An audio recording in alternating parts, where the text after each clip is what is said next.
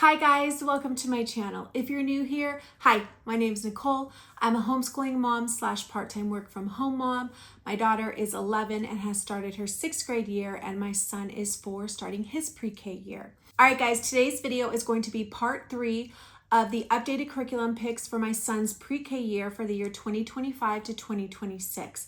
Now, the reason that I'm doing a 3-part updated curriculum series is because when I originally posted my son's preschool curriculum picks, it was just for preschool, very informal, and there wasn't any phonics or ABC work or math work or mental health. There wasn't a lot of what I'm going to be showing you in all 3 parts. The first part was phonics.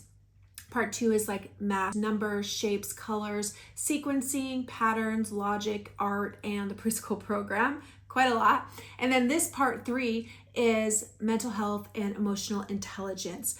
And I broke this up because I just felt like it would be a lot easier because I do have a lot for these subjects. So the fact that I have a whole part to mental health tells you how important mental health is to me. That's the whole reason behind my name, The Mindful Homeschooler. It's something that I really try to press upon with my kids. I'm constantly learning about mental health, how to improve myself, how to regulate, and I really want to impose that on my children. So I do take that very seriously, and we do work on mental health every day. All right, so the first thing I want to talk about is A Child's Guide to Mindfulness and Calm. This is a curriculum by Forrest Rain Wander. My son is doing this with his 11-year-old sister. My son will be 5 towards the end of October, and this curriculum is geared for ages 3 to 12. So this has several different lessons that goes over several different topics. You always have some sort of a read aloud that goes with the lesson, like you have follow your breath, listen, a mindful walk with grandma, so many of them as you go through the week. She also has activities for you to do, sometimes a video. She also has a mindfulness journal. Now, for example, on this case, mindfulness, you're going to be writing about a prompt. I'll just have my son draw something that he got out of this lesson. Maybe I'll dictate, or excuse me, maybe I'll transcribe at the bottom what he tells me that he learned about it. And she has a lot of these coloring pages as well. So as far as the inside of this, you'll start your lesson, like this is lesson 2, part 2. She'll tell you how to start your day, your read aloud with some discussion questions, meditation practice. She'll have some breathing exercises or different breathing cards, meditation cards for you to work through. We have a lot of those on our own. And if you're interested, I do have a video on everything we use for mindfulness in our homeschool that I'll link below. We use those, and then she has vocabulary work, which you do in the journal that I just showed you. Then she'll have an activity or a craft. In this case, you're going to make a nature terrarium. And then as you go on through the week, which every week you have a new topic. So this week is nature. So she has like here you're going to do a walking meditation activity, and then you're going to make mindful food activity. So she has a couple activities every week, a couple journal prompts, some read alouds, and sometimes some videos. So this is just something for us to do every week and spend some time focusing on mindfulness. And that's really the only group subject I have for my kids. So another thing that we do for mindfulness is a gratitude journal. I'll link below where I got this. And what this is it's actually perfect for pre-K because today I'm grateful for, and then they can just draw it in.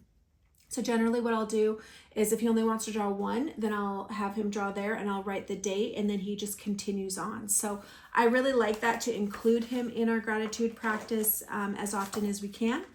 Another thing that I use for him is mindful games for kids. This is for ages 4 to 8. 50 fun activities to stay present, improve concentration, and understand emotions. Let me give you an example of one that's in here. My Big Bat Ears. This game helps you focus on your sense of hearing. It helps you quiet your mind and pay special attention to the sounds around you, which can help you feel more focused and in control. This can be played alone or with others. So then it gives you a list of instructions to do and how to play this game.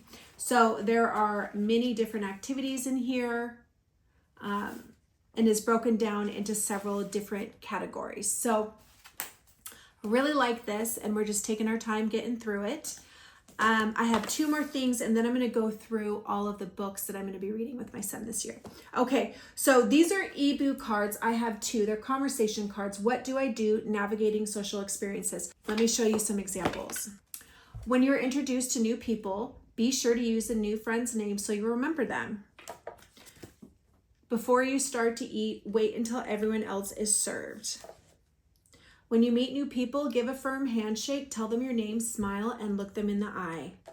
And then it just has so many different cards. So this is just a good, introduction to social expectation. The other one that I have is I Heard Your Feelings, reading emotional situations. So in this case, what you'll do is you'll take a card, and your child will look at the pictures, and then you'll ask the questions on the back to him. So for example, here I would ask, how is Cat feeling? Can Cat feel two things at once? What? Does Cat have good friends? What are dog and bear feeling? So all of them have a different situation. So it's teaching them to read social cues, and build up that emotional intelligence. Really like those.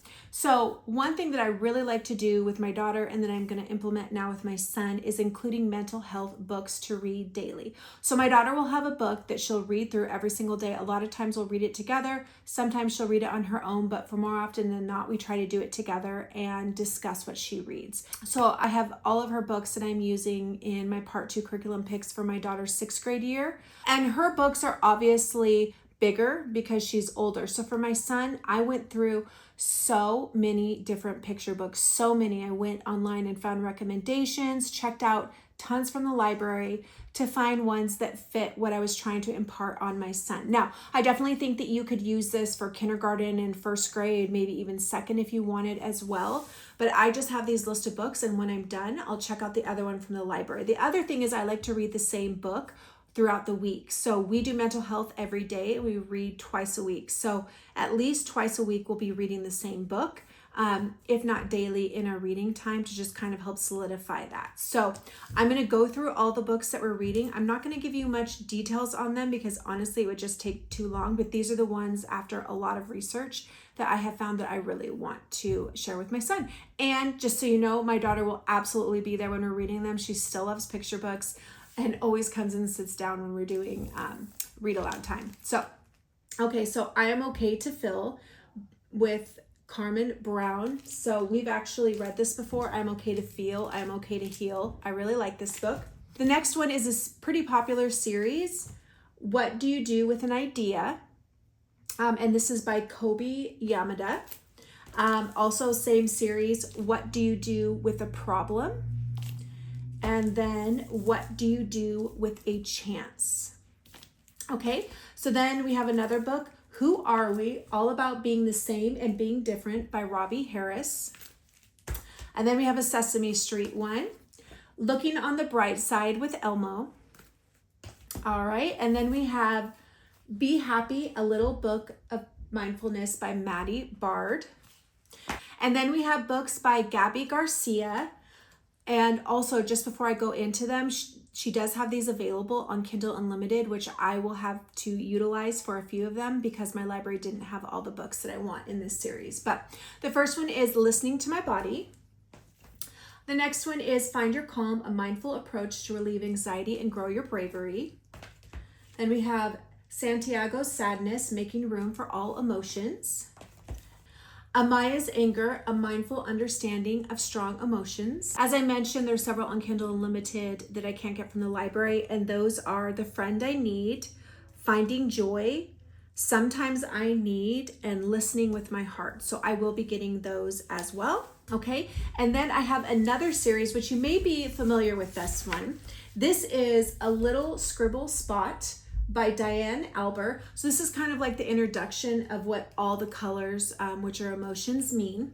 And then you have A Little Spot of Anger, a story about managing big emotions.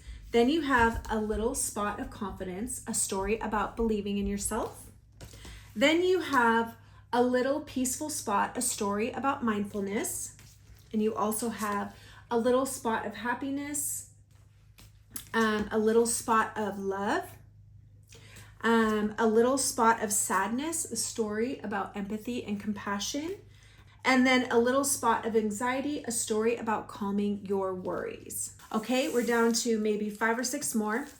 My Body is a Rainbow, the Color of My Feelings.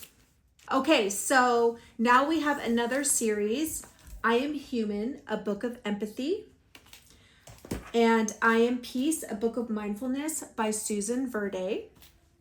And then we have another series, which is the last one. You guys may be familiar with this as well.